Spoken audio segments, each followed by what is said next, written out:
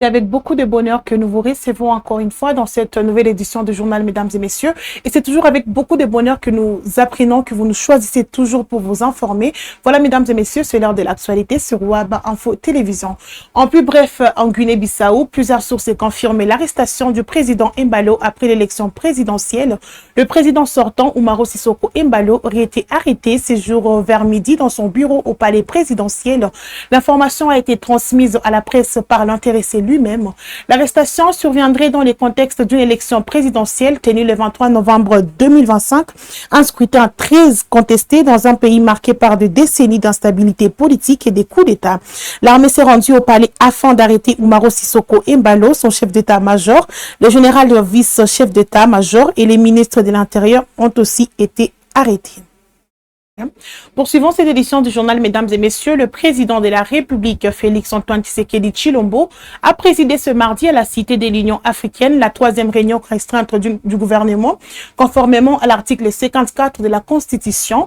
Autour du chef de l'État, plusieurs membres de l'exécutif ont pris part à cette rencontre, notamment le vice-premier ministre en charge de la Défense nationale, les ministres de la Santé, mais aussi le ministre de la Formation professionnelle, ainsi que les ministres de l'Intérieur. L'ordre du jour a porté sur la communication du président de la République, la présentation des différents points d'information ainsi que l'examen et l'adoption de plusieurs textes.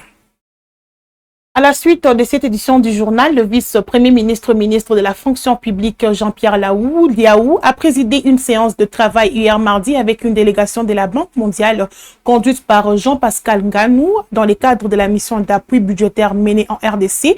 Au centre des échanges, les réformes structurelles engagées par le gouvernement, les mesures ambitieuses déjà adoptées dans les secteurs de la fonction publique ainsi que l'avancement du chantier majeur de la nouvelle politique salariale. Reportage.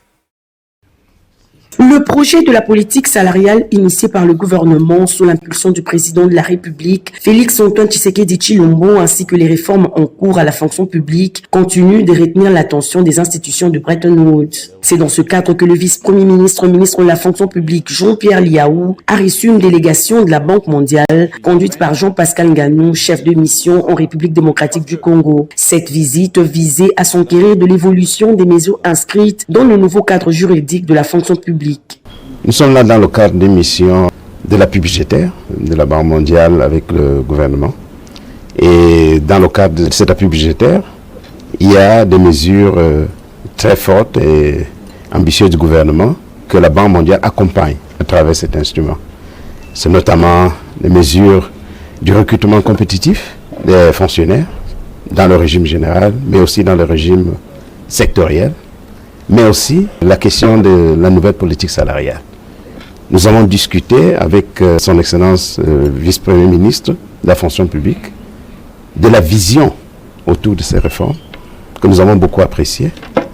Et nous sommes heureux de constater qu'il y a beaucoup de progrès. Déjà, il y a une nouvelle politique salariale, un projet qui a été préparé. Et pour parachever, c'était aussi de voir l'état d'avancement de la mise en œuvre de la déclaration du patrimoine des fonctionnaires et agents de l'État. Et son Excellence, Monsieur le VPM, a bien voulu nous donner aussi quelle est la dimension positive en termes de la mise en œuvre de cette mesure. Satisfaite des avancées, la Banque mondiale a salué les réformes engagées et réaffirmé son appui au gouvernement congolais.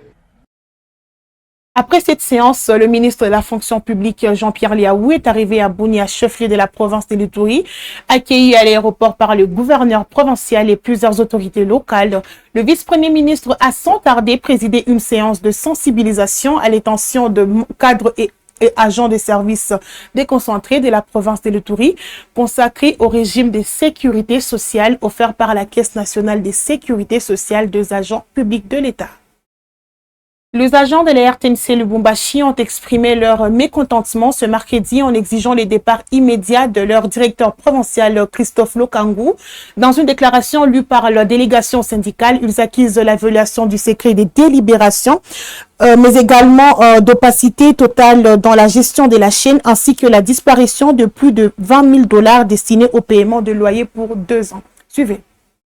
Des bonnes pratiques d'administration dans les organisations étatiques, dans les entreprises, qu'une assemblée ou des assemblées générales soient organisées.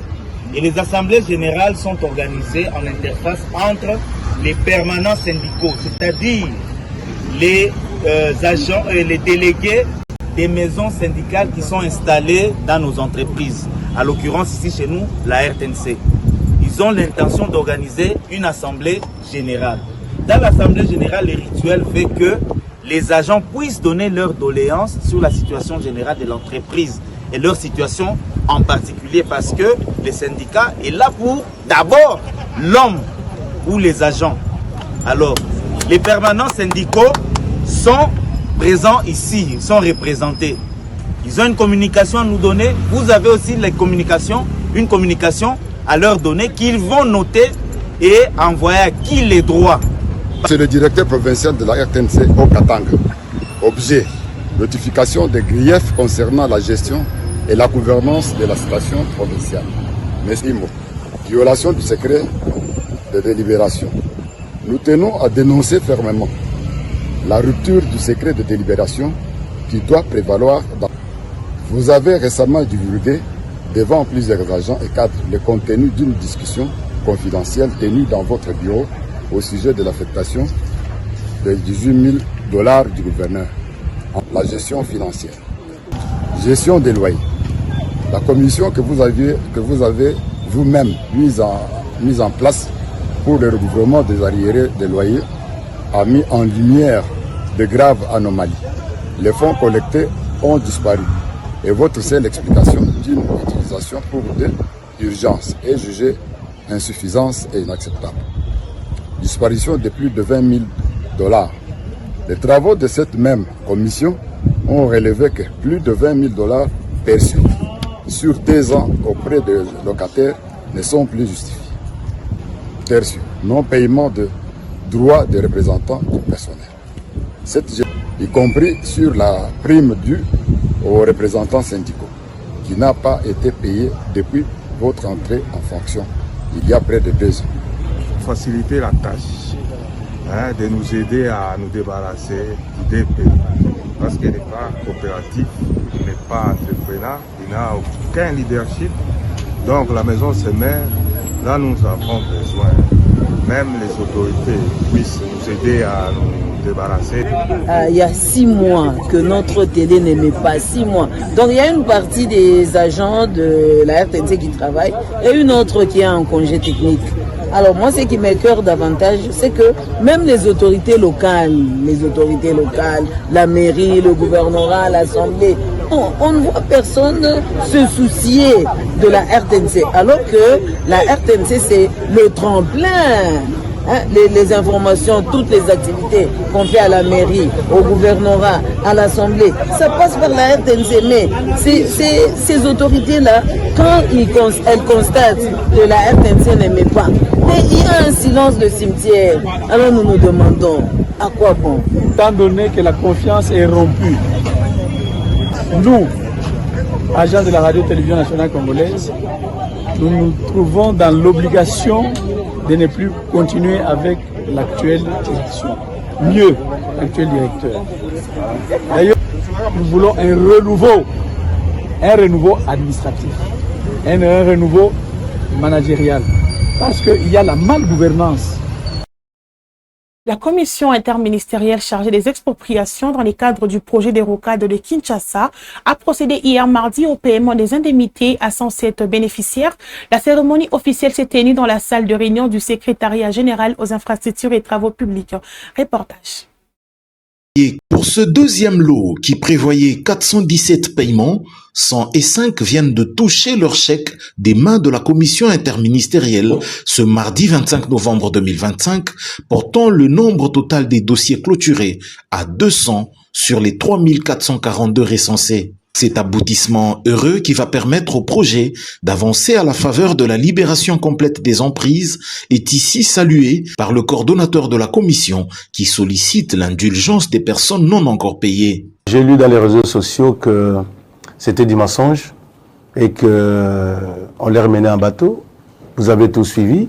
Donc aujourd'hui aussi, en présence des journalistes et en présence bien entendu de toutes les personnes affectées qui sont arrivées aujourd'hui, vous avez la preuve vivante n'est-ce pas, de l'effectivité du paiement des personnes affectées par les projets. Un des bénéficiaires qui doutait encore de la réalité du processus s'est présenté à la commission pour en vérifier la véracité. Il a changé d'avis et il prêche maintenant pour la chapelle de la commission. Moi, j'aime discuter à base de preuves. Et maintenant que je viens de voir ce qui s'est fait ici, j'ai vu comment les gens sont en train d'être régularisés dans ce que nous attendons. Vraiment, je demande à tous ceux qui ne sont pas encore sur la liste de patienter. Point de besoin de dire encore de fausseté là-dessus. Et ce que je vous dis, tenez bon que c'est ça la réalité. J'ai vu, j'ai vécu, et vous verrez dans certaines images qui vont sortir de la salle, je me retrouve là-bas. Notons que la satisfaction ainsi exprimée par les bénéficiaires renforce la confiance dans le processus, tandis que la commission invite les autres à la patience, assurant que chaque dossier sera traité avec rigueur et transparence. À la suite de cette édition du journal, le partenariat commercial entre le Royaume-Uni et la RDC a été officiellement lancé hier mardi à Kinshasa par les ministres de l'Industrie Julien Paluku Kahongya et la diplomate britannique en RDC Alison King. Ce cadre de coopération vise à accompagner la RDC dans ses efforts de consolidation de son intégration au commerce international. Suivez le ministre du Commerce extérieur Julien Paluku. Félix Tshisekedi, il est en train de bâtir un pays plus beau qu'avant maintenant. Parce que dans sa vision salvatrice pour le pays, il a voulu ouvrir le Congo au monde. Qu'on améliore davantage la perception de la RDC à l'extérieur. Je suis heureux ce jour, j'ai dit que c'était un grand jour. Quand je vois des partenaires comme British Standard Institute, quand je vois des partenaires comme Trademark, quand je vois des partenaires comme le Centre du commerce international que j'ai visité à Genève, qui veulent accompagner la RDC, c'est un sentiment de totale satisfaction. Lorsque j'étais ministre de l'Industrie, j'ai dû superviser des travaux pour qu'on adopte 2000 normes. Et le 30 septembre de cette année, j'ai adressé une lettre au directeur général de l'Office congolais de contrôle qui est ici, pour qu'il commence l'élaboration de la politique nationale qualité. Il faut rapidement que les experts puissent finaliser ce travail d'élaboration de la politique nationale qualité. Et je suis heureux que British Standard Institute vient de confirmer qu'il est prêt à pouvoir nous accompagner dans l'élaboration de la politique nationale qualité, comme il l'a fait avec le Kenya, l'Éthiopie et beaucoup d'autres pays. Maintenant, il y a des produits congolais qui vont entrer sur le territoire britannique sans paiement de frais de douane. Et en priorité, c'est le café, c'est le cacao, c'est les épices. Et donc, c'est un message que je lance aux opérateurs économiques congolais, que désormais, la RDC, après plusieurs jours d'attente, aujourd'hui, vient d'accéder au marché britannique. Que tous ces producteurs locaux qui se trouvent aussi bien à Kinshasa que dans les 26 provinces, qu'ils sachent désormais que des produits congolais, que j'ai cités ici, et beaucoup d'autres, vont désormais entrer sur les marchés britanniques sans paiement de frais de douane. C'est comme nous allons commercer avec le Royaume-Uni, c'est de demander qu'il y ait une ligne aérienne directe Kinshasa-Londres avec British Airlines. Ça note la confiance que le gouvernement britannique a dans le président de la République qui aujourd'hui pilote beaucoup de réformes. Je vais transiter par un point de la déforestation. Je voudrais que le Royaume-Uni et tous les experts qui sont ici comprennent la différence entre les terres arables et les terres forestières. La République démocratique du Congo a 80 millions d'hectares de terres arables, c'est-à-dire destinées à l'agriculture. Lorsque vous allez apprendre qu'on est en train de cultiver le café et le cacao sur ces terres-là, n'appliquez pas la règle de la déforestation zéro, parce que là, ce sont des terres destinées. Notre vision est claire. Et je crois que c'est une vision partagée. C'est de travailler avec le gouvernement congolais pour libérer le potentiel énorme d'exportation de la RDC, de créer les emplois et de renforcer la résilience pour l'avenir. Je voudrais aussi juste clarifier un point qui est très important pour vraiment expliquer la position politique britannique. Je crois que Trademark Africa avait montré qu'on travaille sur les postes frontalières de Goma et de Bukavu. Ce n'est pas actuellement le cas. Nous voulons certainement aider, accompagner la RDC dans une vision intégration économique régionale et sur-régionale. Mais étant donné les circonstances à l'est du pays, c'est pas possible en ce moment de travailler dans les zones qui sont sous occupation de la M23. Et notre politique est très claire. Nous avons été entre les 15 membres du Conseil de sécurité ce mois de février 2025 qui a voté en faveur de la résolution 2773 pour la retraite immédiate et inconditionnelle des troupes rwandaises et de la M23. J'espère qu'éventuellement, dès que la paix revient, dès que le contrôle de l'État se rétablit, on peut y travailler parce qu'on sait que vraiment, entre Goma et Bukavu, vraiment, il y a énormément de commerce régional, mais ça doit être un commerce légitime et légal.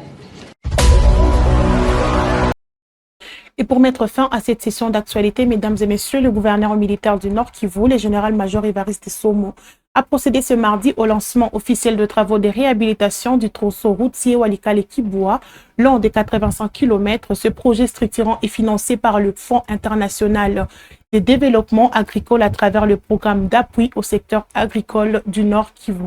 Pour plus de détails, suivez ces reportages. Il est 10h heure locale à Walikale Centre. Le gouverneur du Nord Kivu lance les travaux de réouverture et réhabilitation de la route de Walikale-Kiboua au nord de Walikale en terre bâtie, longue de 85 km. Sous la supervision du projet PASA NK, ces travaux sont financés par FIDA, affirmation du responsable de PASA qui précise que ce sera des travaux mécanisés durant 8 mois, exécutés par 4 entreprises et 3 autres pour les ouvrages d'art. J'en profite pour rappeler à l'entreprise le respect de la qualité des ouvrages, mais aussi le respect des délais.